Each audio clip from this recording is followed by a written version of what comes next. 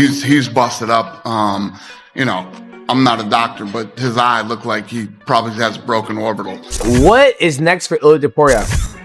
Now, Ilia Topuria's got to heal. He's got to heal. And there's nothing Ilia Topuria can do because I feel he's set in his ways of how he goes about his fights, and how he goes about his fights aren't bad. I think he will always have a hard time with somebody who's able to withstand the shots that Ilia Topuria can. Ilia Topuria walked into UFC Freedom Fights 250 with an aura of invincibility, but that shine took a major hit tonight. The bigger story isn't just the loss, it's the injury. Dana White confirmed afterward that Topuria may have suffered an orbital fracture, the kind of damage that instantly puts a fighter into recovery mode.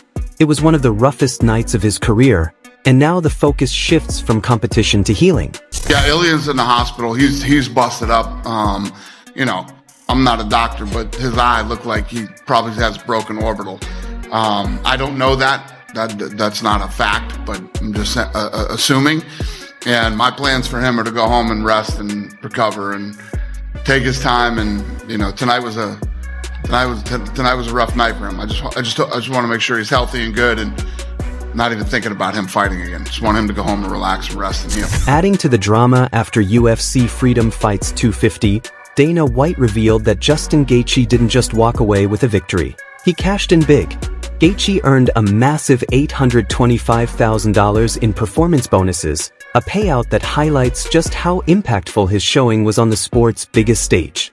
Bonuses tonight are fight of the night, Ilia Gaethje, and performance of the night, Gaethje and Gone. So Gaethje wins like $825,000 bonus. After the fight, Justin Gaethje gave his own take on what went down. He credited Topuria's speed and those sharp body shots early on, but pointed out that once the bout stretched past the opening rounds, the momentum started to slip away. Gaethje explained that the pressure shifted as the exchanges piled up, and you could see Topuria's confidence begin to crack under the pace of the battle. You gave him all the respect in terms of like his skill set in there. You know, said probably the second best guy you prepared for outside of Khabib. But now that you're through Ilia, was he as good as you thought he was? Was he better than you thought he was? Just can you talk about what you experienced in there with him? I mean, he's very good. I mean, my liver still hurts right now. Those body shots were crazy. I mean, he was really, really fast. But you know, when he didn't get the finish at the end of the second round, I think it really took his spirit. And, you know, again, I said it in the press conference leading up. I was like, he really backed himself into a corner saying he's going to be so dominant. And I said it. When we go to the second round, you're going to be like, what the fuck? When we go to the third round, you're going to be like, what the fuck? And, you know, that's what I did tonight. Gaethje went deeper into his mindset after the fight, explaining that taking heavy shots while staying calm was part of his game plan. He emphasized that those brutal moments inside the cage pushed him into a survival mode, forcing him to dig even deeper and stay composed under fire. Oh, it's really hard to put it into words right now. I mean, just trying to enjoy this moment. And yeah, it was such a crazy ride. We had a lot of delays. A couple of the rehearsal delayed, tonight delayed. But yeah, these are again, I wouldn't recommend this to my enemy. We are some of the toughest people on this earth. Mentally, physically, all these guys up here and all the guys that lost tonight. We, and me specifically, I've said it from day one, I'm a promoter's wet dream. And I proved that tonight. Gaethje admitted that he went into the fight mentally prepared for the worst. He said he told himself he might lose, even get embarrassed, just so he could tap into that raw, primal mindset when things got tough. And tough they did get. Topuria had him hurt, rocked his chin, punished his body, and still Gaethje refused to fold. That survival instinct carried him through the storm.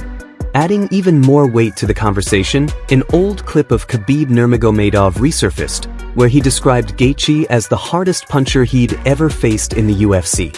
That reminder reignited debate about Gaethje's finishing power, especially after fans saw the kind of damage he absorbed and delivered in recent fights. Emotional when I fight was Justin Gaethje, last fight. It was like when I go to the cage, you know, this guy, he hit like truck, you know, like nobody hit harder than Justin Gaethje. His kick, his punch, his left hook, right hook, right uppercut, it's like, but I make him hit me, You had like when I go to the cage and I was like, okay, I'm gonna bring him to the deep ocean. Deep ocean is like, I'm gonna make him tired on stand up, and I'm gonna bring him on ground and finish him there. First of all, what I have to do, because he have very good wrestling base. He is very good wrestlers, and like beginning of fight, I knew like this guy don't let me wrestling, and I go through on his punch kicks, and it's like everything what happened with father. Like I was think like nothing to lose. Turning to the title picture, Michael Bisping didn't hold back. He argued that Arman Tsarukyan has already proven enough to earn the next lightweight title shot. In Bisping's view, no other contender has a stronger case right now, and the division should move toward Tsarukyan without delay. And when you look at the rankings, there's one name, and we all know whose name that is Arman Tsarukyan. He is the guy that should get the shot. I think Justin Gaethje deserves right now to go and do whatever he wants to do, take as much time off as he likes, within reason. But Arman Tsarukyan needs to be the first defense. The man has been beating everybody. I mean, he's phenomenal. I mean, some of the performances that he's had, the finishes that he's had, and just the run that he's on, and the popularity that he has gained. I mean, look at beating Charles Oliveira. I mean, destroying Dan Hooker last time out, and look at that against Beneil Dariush. It was mere seconds, like 16 seconds or something crazy like that. Arman Tsarukyan without a shadow of a doubt. Meanwhile, Arman Tsarukyan wasted no time mocking Ilia after his defeat, making it clear he sees himself as the next challenger for the belt. He even threw out a jab saying, "Iya, no mas, Topuria." Right now, Tsarukyan is living it up, constantly taking shots at Ilia across social media. On Instagram, he went as far as to say, "They called us crazy. Ilia, if you need help with your medical bills, let me know." On the flip side, Demetrius Johnson stepped in to defend Topuria. He reminded fans that even legends like GSP and John Jones have tasted defeat, and that setbacks don't define a fighter's career. Johnson believes Topuria still has the potential to bounce back and reach even greater heights. Ilia Topuria is 29 years old. He's made a ton of fucking money. And, I mean, every great athlete loses. GSP lost. I've lost. I've gotten knocked out. Only person who hasn't lost, actually, he has lost. He lost to Hamill. John Jones has also lost. All the greats have lost, ladies and gentlemen. We've all lost, and that doesn't say that Ilia Topuria can't come back and be even greater. Demetrius Johnson also weighed in on what could be next for Ilia Topuria.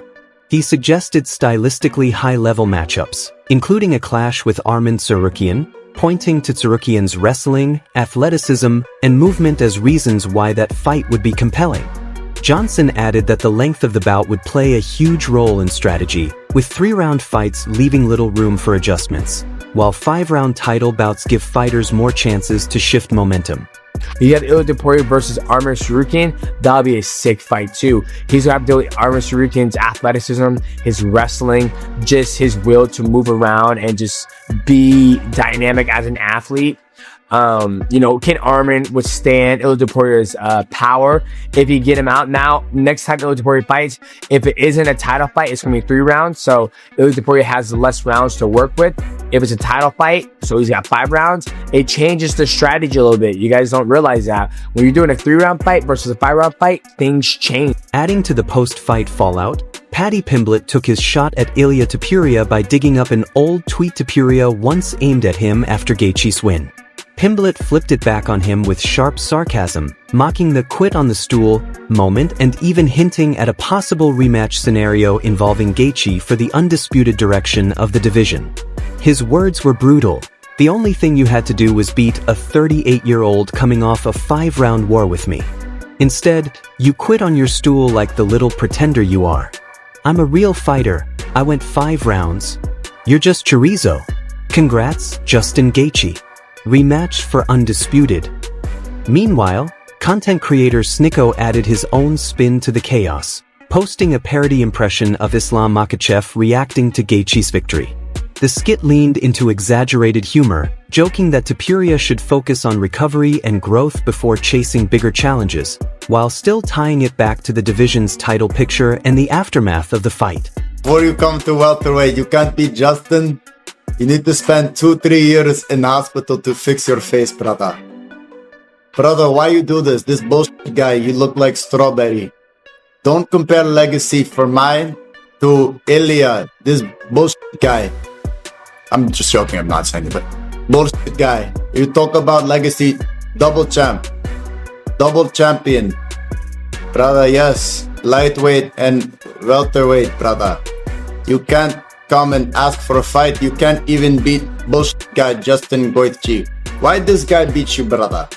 Brother, this guy is Justin Gaethje for Bibi Netanyahu. Brother, you can't beat Justin. You want to fight the double champ? Come on, brother. Spend 2-3 years in Dr. Miami. Fix your face, brother. I don't want to hurt you, brother. From the managerial side, Ali Abdelaziz summed up the night by reminding everyone just how unpredictable MMA really is. He praised Gaethje's victory but also showed respect to Topuria, calling both men elite competitors who gave everything inside the cage. Abdelaziz said, "This sport is unforgiving. On any given night, anyone can lose. I believed Justin would win, and tonight he was the better man. He beat the champion and became the champion. But you should never celebrate another man's loss. Topuria is still an incredible champion, a tremendous talent, and one of the best fighters in the world. Respect to both men for stepping in there and leaving it all behind."